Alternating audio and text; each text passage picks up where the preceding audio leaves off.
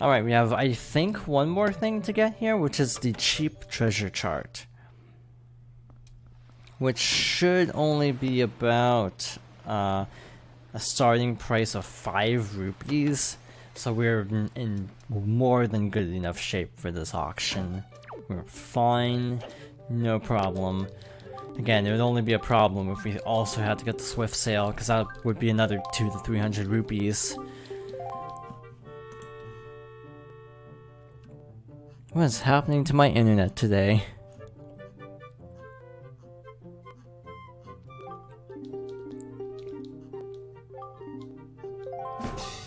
There we go, first try. So this one in GameCube gives you 1 rupee. They bumped up the reward to I think 50 rupees in this version. But still, the amount you're gonna bid on this is gonna be more than 50 rupees. So it's a net loss, effectively. 8 rupees. As a question, in terms of speedruns, are treasure charts needed for 100%?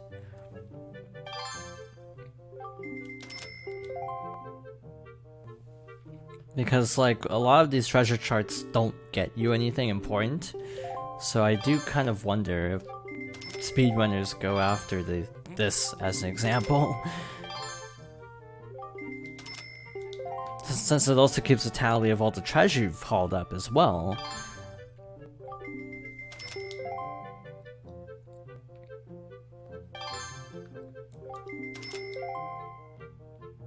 And this is gonna be like under 100 at this rate. But yeah, I guess, yeah, E3. Yeah, Namco Bandai had a massive leak, so we already know about a bunch of their stuff. Possibly during the Microsoft conference. Which is simultaneously cool and sad at the same time, because I'm like super hyped for what leaked. I'm just sad it leaked, because it would be cool to have seen it come up live.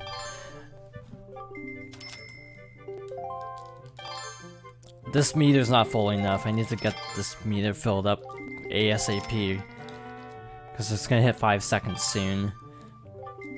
Now this is math I can do, I'm pretty sure. Well, we'll see, I guess. I say this, but actually...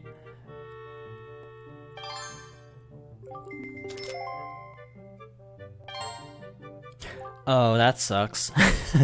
I thought when you said time was running out, I thought it was a different queue. So that's a problem. So, I'm gonna do something just as a possible safety strat. I don't know if this is actually gonna help. I'm gonna do this. Just really floor him and hope, because we have so many extra rupees compared to where we should be, stun him as long as possible and then build it back up again. It's a waste of rupees, but...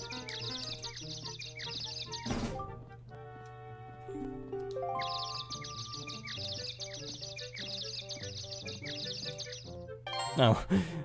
Barely before the 5-second mark. So that would be... 11%, that'd be 16, so that'd be 75. I'm gonna go 180 just to be safe. Actually, 188 because of OCD. Yeah, we're done. They're screwed. And sold! We are done with the auction.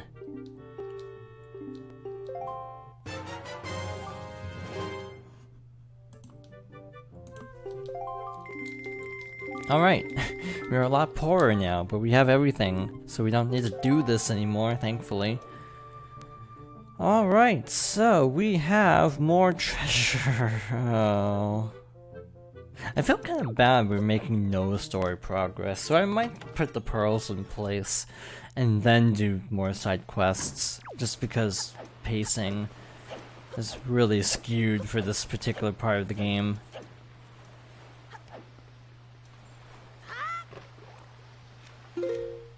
Plus, we're pretty close to one of the Triangle Islands anyway, so it just makes sense to kind of go down here.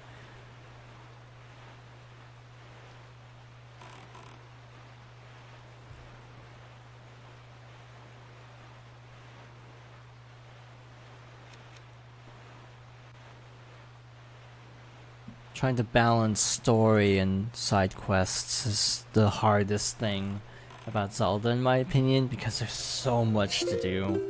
In this game in particular, this game and Majora's Mask are the most difficult to plan out convenient routes for, if you ask me. That's Cyclos, by the way. I think you can figure out why his name is Cyclos based on that display of power.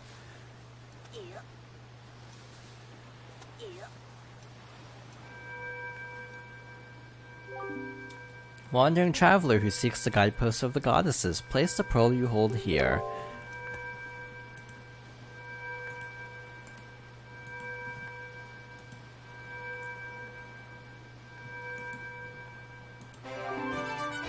You place the In's pearl in the ancient statue's hands. One pearl remains. Alright. One more pearl. Back to side quests. Crescent Moon Island is this one. So you need to go like this, I think. I also just like doing side quests because like today I'm kind of in a chill mood, so I feel like side quests for me just work better. It's a little bit lower key, requiring a little less focus than trying to solve a dungeon, even though I can pretty much do Tower of the Gods no problem. Hopefully. This is just a little bit easier. Paw print. So it should be that one, up there, that little spot that you can see up in the distance.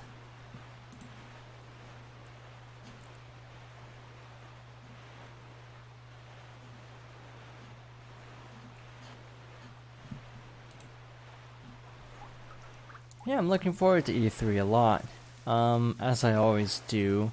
I'm one of those people who doesn't get disappointed that easily, though. If something gets announced, I can just be like, not for me, and move on, kind of a thing.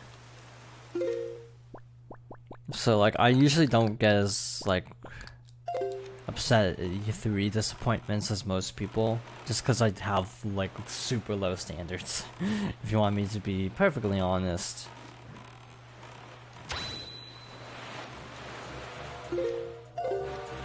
Oh, Georg, this is gonna be fun, hauling up treasure with a shark circling us. They also greatly sped up the time that treasure takes to haul up, because it's really, really bad on GameCube. It takes like a decent, like 2 or 3 seconds. Just because of loading times, from what I gather. Another heart piece. Now, can we do anything on this island? I actually don't know.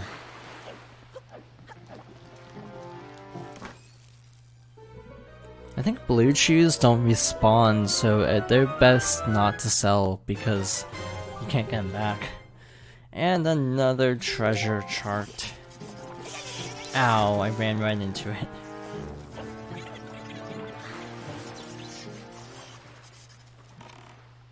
So now there should be a submarine nearby, apparently.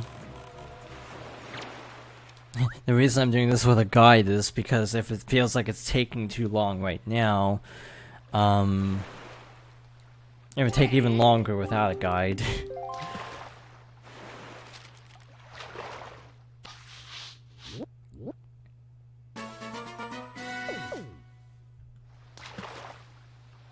Blue chews respawn, but you can only get one blue chew jelly from each instance. That makes sense.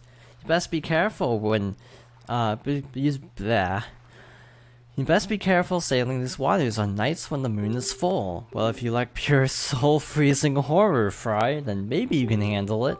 That's all the info I've got to offer. Soul-freezing horror, my favorite. Silly fish, there are no re-deads yet. I'm gonna be honest, the re-deads are like really bad in this game. Like normally I'm like, yeah, the re-deads are just kinda meh, but like in this game in particular, the re-deads are like the worst. Like, even Twilight Princess, as dark as that game's art style is, doesn't feel as scary. Alright, so as we defeat these enemies, the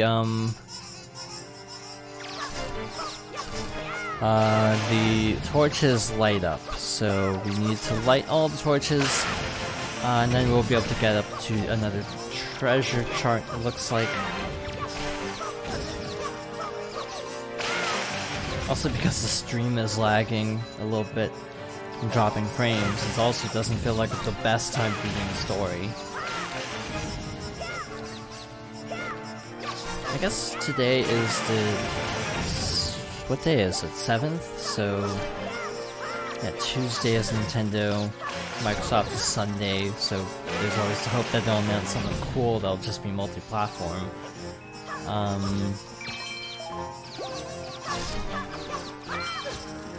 I wonder if we'll hear anything about, like, 2020 Nintendo games. Like, if we could get an announcement of stuff that isn't coming out this year, because I feel like 2020 is pretty much or 2019 is pretty much locked down, assuming Animal Crossing, Pokemon, Luigi's Mansion, and,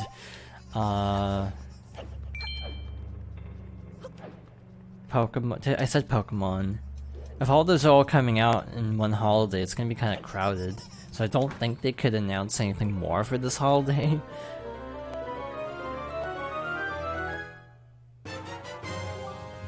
Treasure chart.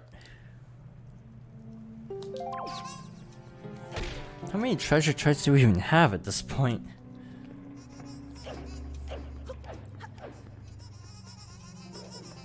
Yeah, I'm really looking forward to hearing things. Like, could we hear what Monolith is up to this early? Feels too soon, but like, it could happen, like a tease at least. Because I think that's the big question most people have right now is, what is Monolith doing? Because they were hiring for Zelda, but I think they were hiring for their main studio as well. So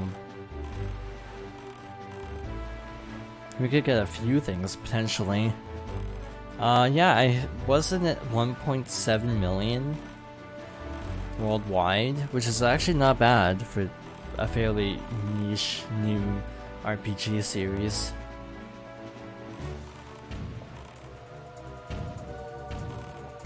Because I saw it earlier today and I already forgot the number. I want to say 1.73, but I'm not sure if that's correct.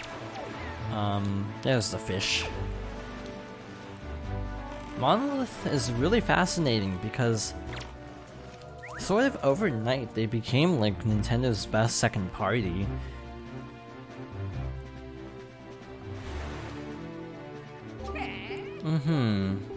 More dialogue. I can't read all this because my voice is gonna give out at this rate, so I'm just kind of reading the new text that pops up.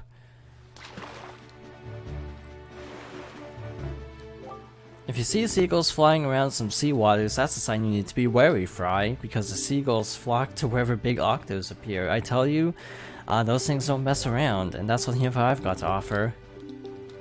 Speaking of which, that is our next destination, because apparently, I think to the east it says, we should see seagulls. Whereas east as we can go on this square, I don't see seagulls. Never mind, I see seagulls. But I can't tell where their, like,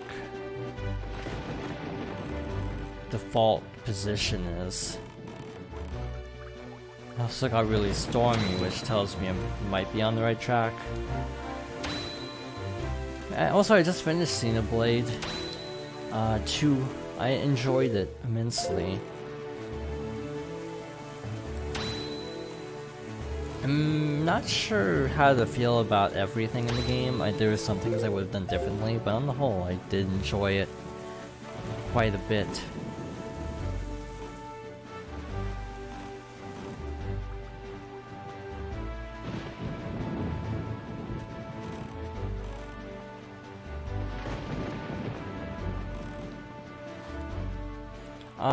Like, mostly it comes down to like nitpicks, I'd say. Like, there are a few little nitpicky things I would done differently. Chapter 6's boss being one of them.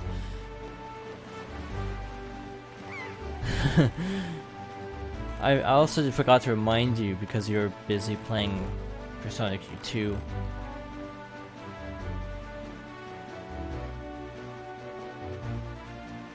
Okay, where the heck is this big octo?